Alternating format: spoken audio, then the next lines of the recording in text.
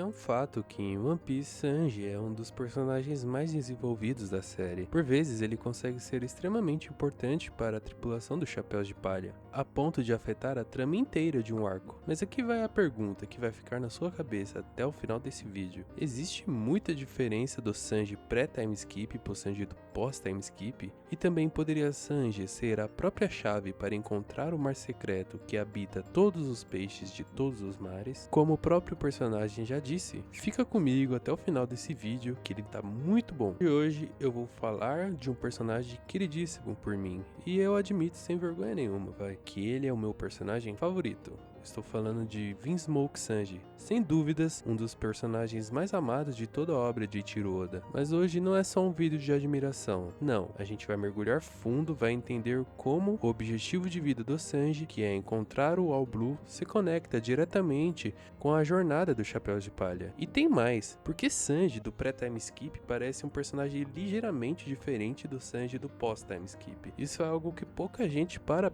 analisar de verdade. Antes de entrar de cabeça no conteúdo, se você já é do clã, já sabe, né? Dá aquela pernada estilo Sanji no like antes da gente continuar. E se você chegou agora no canal, pode assistir à vontade. E no final, eu peço seu like. Fechou? Então, bora lá. Sanji, o cozinheiro, que é muito mais que um cozinheiro. Tem muita coisa aqui pra gente abordar, então deixa eu organizar isso de um jeito que fique claro. E todo fã de One Piece sabe que o Sanji tem uma função clara no Tousunny. Ele é o cozinheiro da tripulação. E que baita cozinheiro. Aliás, olha, eu mesmo aprendi a gostar de cozinhar graças ao Sanji. Tem algo no jeito que ele trata a comida, com respeito, com emoção e como se cada prato fosse uma declaração de amor ao mar e a quem ele serve, que me pegou de um jeito que eu não esperava. E nem é brincadeira, eu tenho até um livrinho de receitas do Sanji aqui em casa. Inclusive, eu ganhei da minha namorada. Beijo e vida. Mas a questão é que o Sanji nunca foi apenas o cozinheiro. Ele nunca foi só o cara que faz a comida enquanto os outros lutam. Junto com o Zoro, ele é o que o próprio Oda chamou de as asas do futuro rei dos piratas. E uma asa não pode ser maior que a outra. Se for, o avião cai. Simples assim. Então, o que acontece quando você tem um personagem com esse nível de importância narrativa? Você espera que cada arco traga algo relevante para ele. E é exatamente aqui que começa a análise que eu quero fazer com vocês hoje. Porque existe uma diferença muito clara, e isso é algo que a galera discute bastante, entre o Sanji do pré-time skip e o Sanji do pós-time skip. E eu não estou falando só de poder ou de feitos de batalha. Estou falando de algo mais sutil, mais profundo, algo que tem a ver com o papel narrativo que o personagem ocupa em cada fase da história. Mas calma, não vou adiantar tudo agora. A gente vai chegar lá. O Sanji do pré-time skip é o rei dos momentos decisivos. Vamos primeiro falar do Sanji que a galera cresceu vendo. E olha, esse cara tinha um talento incrível para aparecer exatamente no momento certo. Era como se o Oda soubesse em cada arco qual era o espaço perfeito para o Sanji brilhar. E o Oda não desperdiçava isso nunca. Uma situação completamente diferente do Zoro atual, onde claramente está na nossa cara que o Oda tira o Zoro de cena várias vezes ou faz ele se perder porque ele está forte demais e por isso ele é remanejado de lugar para não interferir brutamente na história ou para não interferir brutamente na trama daquele arco específico. Com o Sanji do pré-time skip, isso não acontece. Vou te dar alguns exemplos que são clássicos para quem acompanha a série. No Arlong Park, esse aqui é um dos meus favoritos porque ele acontece num contexto de desespero total. Luffy cai na piscina de Arlong submerso sem conseguir nadar por causa de sua Akuma no Mi, sem poder fazer nada. E quem está no meio de uma luta própria? Sanji. Ele está no fundo do mar enfrentando Kurobe, um homem peixe que obviamente tem vantagem absurda debaixo da água. E mesmo assim, o Sanji salta, ele não hesita, ele vai até o Luffy e o salva, mesmo num ambiente que deveria ser impossível para ele. Guys, pensa comigo, qualquer pirata comum teria dado como impossível lutar com um homem-peixe debaixo da água. Mas o Sanji vai lá de qualquer jeito e dá um jeito na situação. Isso não é só força, isso é caráter e determinação. Isso é o que define o personagem em sua essência. Alabasta, aqui a coisa fica ainda mais interessante porque o Sanji usa algo que vai além da força física. Ele usa a inteligência. Junto com Chopper, ele foi um dos únicos que não foram capturados pelo Crocodile, um dos vilões mais ameaçadores de toda a saga. E o que o Sanji faz? Cria a persona do Mr. Prince. Isso aqui foi tão foda que até hoje ele é lembrado por essa alcunha. Ele se faz capturar irritado, atrai o Crocodile para a armadilha e muda o rumo da situação. E é isso. Adeus, Crocodile lixo, Mr. Prince.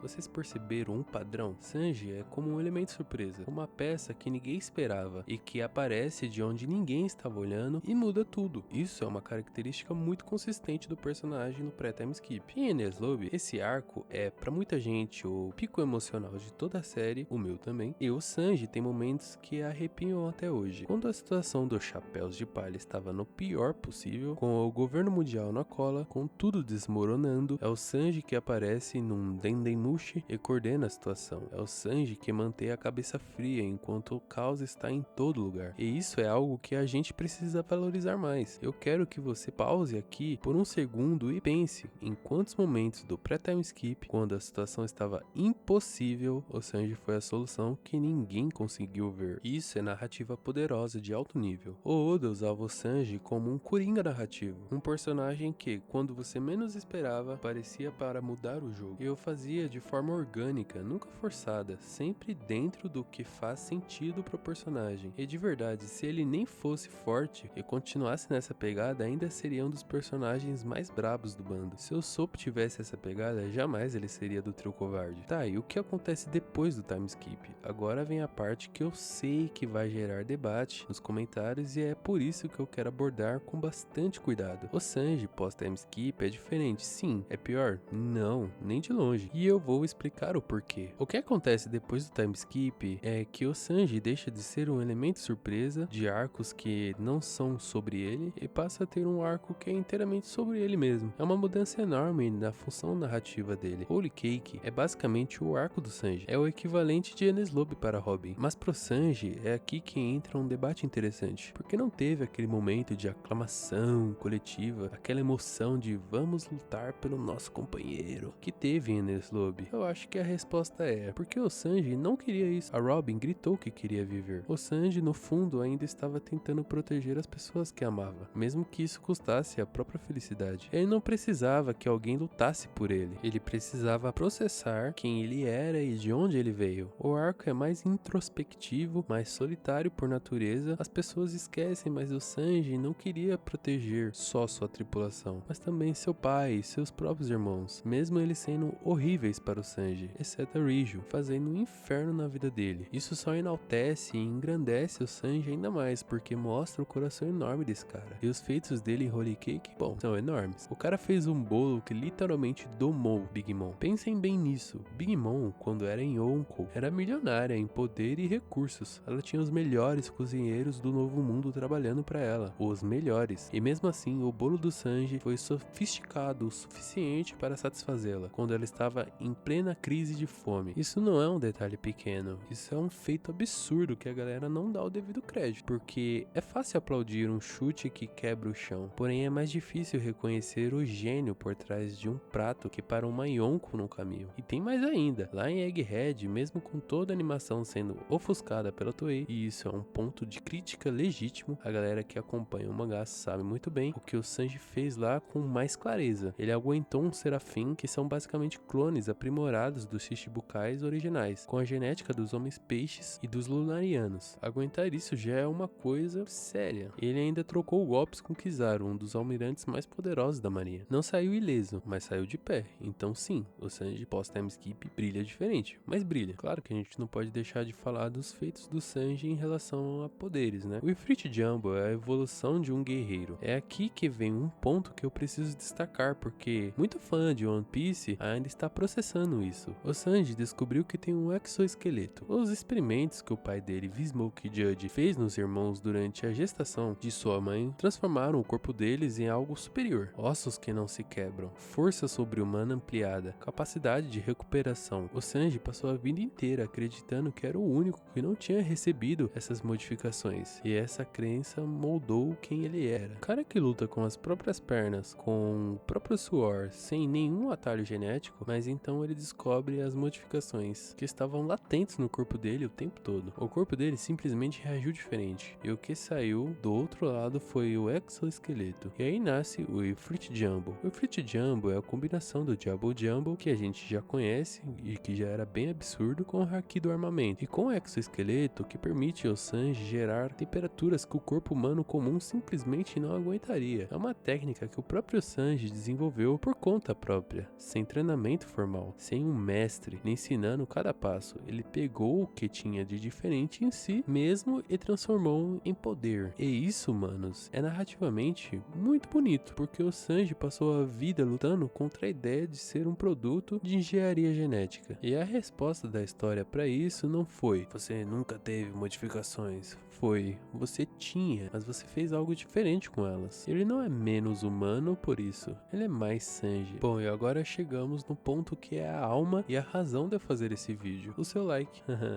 Seu like é tão importante para mim quanto as mulheres são para o Sanji. Bom, mas vamos lá. O sonho do Sanji, o All Blue, um mar lendário considerado por muitos como um mito, uma história que os marinheiros contam quando estão bêbados, sem nenhuma prova de que existe de verdade. Um lugar onde os peixes de todos os mares do mundo se encontram num único ponto, desde o West Blue até o South Blue, todos convergindo num lugar só. Tá aí, por que isso importa tanto pro Sanji? Porque ele é cozinheiro. Porque um cozinheiro que ama o que faz, sonha com os ingredientes do mundo inteiro ao alcance das suas mãos. Não por ambição de poder, não por dinheiro, não por fama, por amor à culinária, por amor à vida que ele encontrou numa cozinha flutuante quando era criança. E aqui vem a parte que eu acho mais emocionante da teoria e que eu quero propor hoje. A história de One Piece está convergindo para o seu final. A headline vai cair, isso é quase certo. Seja através do Loki e os gigantes de Elbaf, que podem ter alguma conexão direta com Pluton, ou através do próprio Pluton sendo ativado pelos Chapéus de Palha, ou sei lá quem seja. A headline vai ser destruída. Quando a headline cair, o que acontece? Os 4 oceanos se tornarão um. A barreira que separava o mundo se vai, e num vórtice formado pela junção de todos esses mares, o All Blue existirá. Não como um lugar geográfico específico no fundo do mar, mas como um evento, um momento único na história do mundo, onde os peixes de todos os mares se encontrarão num único espaço. Agora me diz aí, quem é o único membro do Chapéu de Palha que tem um exoesqueleto capaz de proteger o corpo em condições extremas? Quem poderia mergulhar nesse vórtice e chegar às profundezas desse novo oceano unificado e realmente testemunhar o All Blue com os próprios olhos? Claro, né? Sanji, não é coincidência. Oda não faz nada por acidente em One Piece. A descoberta do exoesqueleto, o sonho do All Blue, a destruição da headline como desfecho da saga, tudo isso aponta para o momento em que o Sanji realizará o seu sonho de um jeito que ele nunca imaginou quando era criança. E isso me emociona de um jeito que é difícil até de explicar. Talvez apenas o Sanji tenha a capacidade de acessar o All Blue por causa do seu exoesqueleto. Sanji como personagem tem muita profundidade que a galera costuma subestimar. Eu preciso falar sobre isso porque é algo que sempre me incomoda um pouco. Tem um grupo de fãs de One Piece que não curte muito Sanji por causa do comportamento dele com as mulheres ou por causa de Holy Cake, por tudo que aconteceu lá. E eu entendo a crítica, é legítimo achar que o alívio cômico é cansativo às vezes, mas acho que usar isso como argumento para diminuir o personagem como um todo é perder uma camada enorme de complexidade. Pensa bem, o Sanji cresceu numa família que via emoções como fraqueza, que tratava os filhos como experimentos, que media valor humano em capacidade de destruição. O pai dele não queria um filho, queria uma arma. E nesse ambiente onde qualquer demonstração de sentimento era punida, onde ser gentil era motivo de humilhação, o Sanji criou uma armadura. Cara, tem exemplo recente na ficção do que um experimento numa criança pode fazer, né? Capitão Pátria. E essa armadura do Sanji tem vários lados. Um deles é a valentia exagerada com as mulheres, que no fundo é a maneira que ele encontrou de expressar que se porta com os outros, que enxerga beleza no mundo e que não virou a máquina fria que o pai queria que ele fosse. Outro lado é o código de nunca machucar uma mulher, que muita gente ridiculariza, mas que é uma das poucas coisas absolutas que o Sanji manteve mesmo quando sua vida estava em colapso. E tem o lado que aparece nos momentos mais sérios, a lealdade inabalável, a capacidade de sacrifício, a inteligência estratégica que poucos personagens de One Piece têm com tanta consistência. O Oda criou no Sanji algo que é difícil de fazer, um personagem que simultaneamente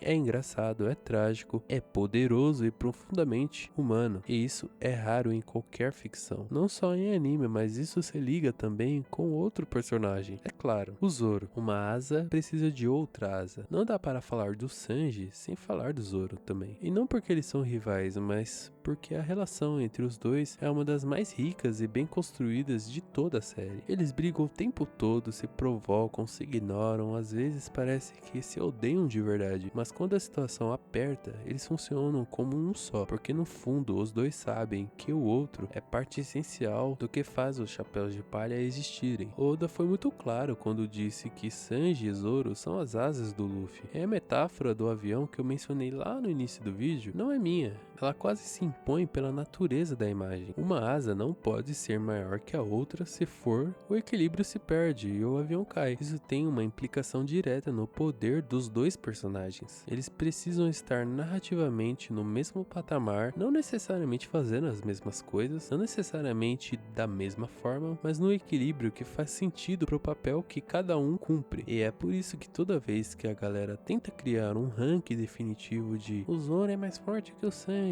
ou vice-versa, Oda deliberadamente embaralha as cartas, porque não é esse o ponto, não é esse o foco. O ponto é que os dois são essenciais, e a história vai mostrar isso até o final. Guys, o final de One Piece está chegando, e isso é uma realidade que a gente precisa acertar com alegria. É a conclusão de uma das maiores histórias já contadas no mundo todo, e nesse final, cada membro do Chapéu de Palha vai realizar seu sonho. Nami vai mapear o mundo, o Sop vai se tornar um grande guerreiro e corajoso, eu espero. Robin vai descobrir o Poneglyph final e a verdadeira história do mundo. Chopper vai criar uma cura para todas as doenças. Brook vai voltar para Labum. Frank vai ver o Tusani navegar pelos mares. Timbe vai ver a harmonia entre os humanos e os homens-peixe. Zoro vai se tornar o melhor espadachim do mundo. E o Sanji vai encontrar o seu All Blue, mas não do jeito que ele imaginava quando era criança. Ele vai encontrar o All Blue como consequência de uma revolução global que ele ajudou a criar. Quando a headline cair e o mundo se tornar um só, o All Blue existirá, e o Sanji, com seu exoesqueleto, será o único capaz de estar lá para testemunhar esse momento. Cara, imagina a cena, depois de tudo, depois de Holy Cake, depois de Wano,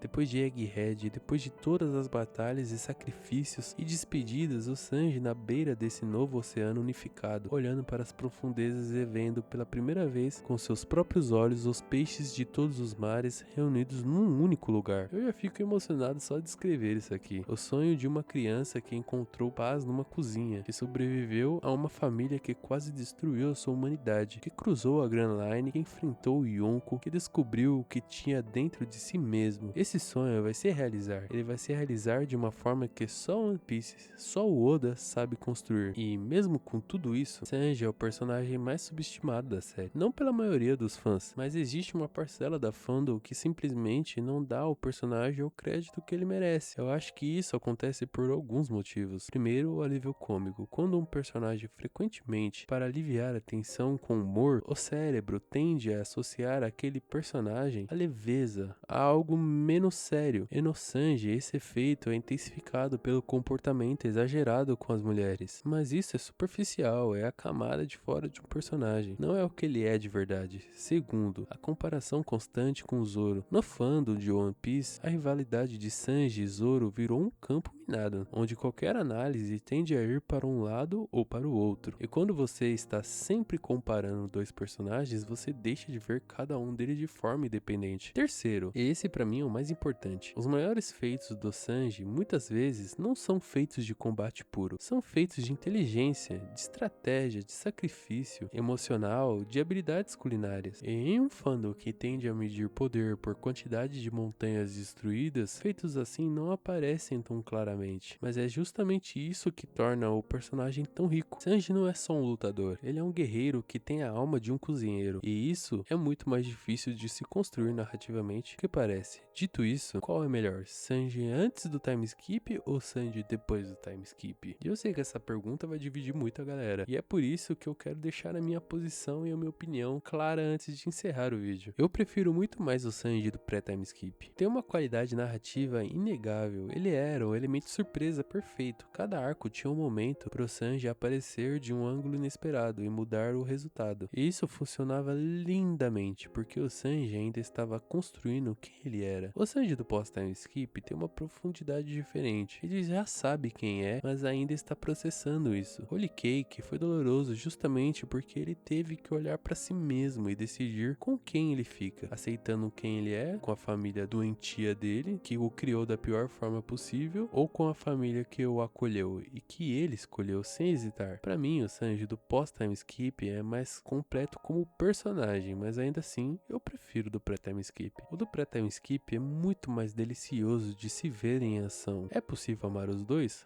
Claro que é, porque no fim das contas é o mesmo cara. Guys, que o Sanji é um dos personagens mais incríveis de One Piece, isso não tem discussão. Eu sou suspeito pra falar, já disse, eu admito isso. Mas olha o que eu te mostrei hoje, um personagem com função narrativa dupla. Eu tô muito ansioso pelo final de One Piece pra ver o meu personagem favorito realizando o sonho dele. O sonho dele, digo, bom, talvez o meu também, um pouco. Agora me conta, você prefere o Sanji antes ou depois do time skip? Comenta aqui embaixo, porque esse debate quero muito ler com vocês. E olha, se você chegou até aqui no vídeo, você já sabe que o canal entrega conteúdo de qualidade. Então não esquece de deixar o like para ajudar o canal a crescer e trazer mais conteúdos assim. Se inscreve também para não perder os próximos vídeos, porque tem muito mais conteúdo vindo por aí. Como sempre, grande abraço a todos, até a próxima e tchau!